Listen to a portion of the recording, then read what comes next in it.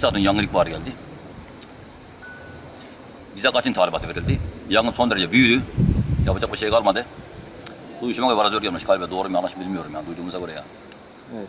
Ondan sonra buraya aşağı tarafa kaçtık. Bekleyin dediler. Talimat verdiler yani. Şu anda burada bekliyoruz yani. Hazır kıta yani. Valla bilemiyorum. Tahminen herhalde 20 dönüm vardır yani. 20 dönüm. Tahminen konuşuyorum. Yaralananlar var mı? Öyle bir duyum var ama net bilmiyorum doğru mu yanlış mı yani. Bir şey belli değil. Yaralı ihbarı var. Bir arazör yandı ihbarı var. Evet.